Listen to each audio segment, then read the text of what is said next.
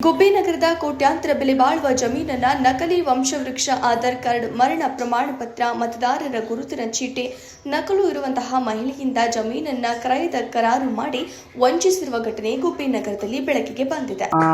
ಏನಿಲ್ಲ, ಇವರು ಒಂದು ಪ್ರಾಪರ್ಟಿ ಇದೆ, ಪಿತ್ರಾರ್ಜಿತ ಆಸ್ತಿ 68 ನರಸಿಂಹಮೂರ್ತಿ ಅಂತೇಳಿ ಇವರ ನರಸಿಂಹಮೂರ್ತಿ ಅಂತೇಳಿ ಇವರ ಅಣ್ಣನ ಜಮೀನು.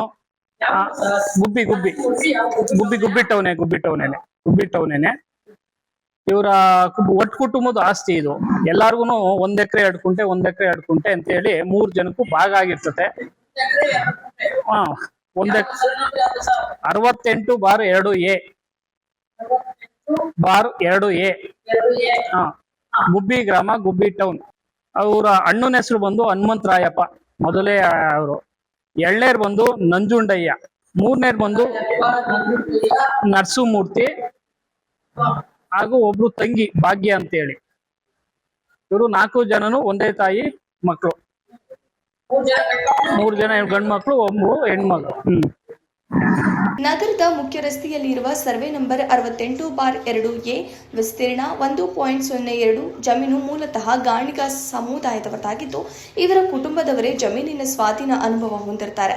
ಈ ಜಮೀನನ್ನು ಕಬಳಿಸುವ ಉದ್ದೇಶದಿಂದ ಪಹಣಿಯಲ್ಲಿ ಬರುತ್ತಿದ್ದ ಜಯಮ್ಮ ಲೇಟ್ ಹನುಮಂತರಾಯಪ್ಪ ಹೆಸರಿನಲ್ಲಿ ಇರುವುದನ್ನು ಗಮನಿಸಿದ ಗುಬ್ಬಿ ತಾಲೂಕು ಮಡೇನಹಳ್ಳಿ ಗ್ರಾಮದ ವಾಸಿಯಾದ ವರದಿಗಾರ MS ದೇವರಾಜು ಹಾಗೂ ಇತರರು ಸೇರಿ ಜಮೀನು ಕಬಳಿಸಲು ನಕಲಿ ದಾಖಲೆ ಸೃಷ್ಟಿಸಿ ಗುಬ್ಬಿ ವರದಿಗಾರ MS ದೇವರಾಜು ಜಯಮ್ಮ ಎಂಬ ಮಹಿಳೆಯಿಂದ ತುಮಕೂರು ನೋಂದಣಿ ಕಚೇರಿಯಲ್ಲಿ ಕ್ರಯದ ಕರಾರು ಮಾಡಿಸಿಕೊಂಡು ಜಮೀನು ಹೊಡೆಯಲು ವಂಚಿಸಿದ್ದಾರೆ ಎಂದು ಕುಟುಂಬಸ್ಥರು ಆರೋಪ ವ್ಯಕ್ತಪಡಿಸಿದರು.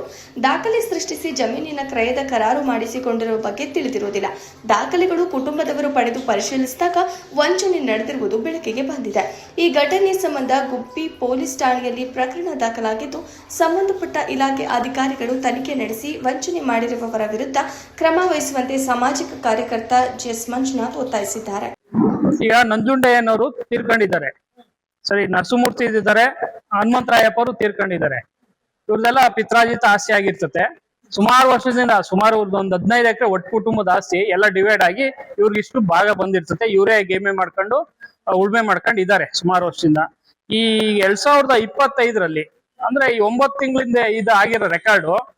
ಇದು ಯಾರೋ ಒಬ್ರು ಜಯಮ್ಮ ಅನ್ನೋದು ಅಜ್ಜಿನ ತಂದಿದ್ದಾರೆ. ಇದಕ್ಕೆ ಯಾರು ಅನ್ನೋದು ನಿಖರವಾಗಿ ಇವ್ರಿಗೂ ಸರಿಯಾಗಿ ಗೊತ್ತಿಲ್ಲ, ನಮಗೂ ಸರಿಯಾಗಿ ಗೊತ್ತಾಗ್ತಾ ಇಲ್ಲ. ನಾವು ವಿಚಾರ ಮಾಡ್ತಿದ್ವಿ, ನೋಡಿದಾಗ ಇಲ್ಲಿ ಲೇಟ್ ಕೋಮು ಹನುಮಂತರಾಯಪ್ಪ ಅಂತೇಳಿ ಒಂದು ವಂಶವೃಕ್ಷ ಸೃಷ್ಟಿ ಮಾಡಿದ್ದಾರೆ.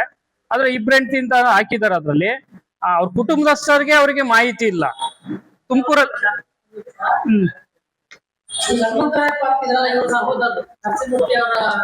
ಅಣ್ಣ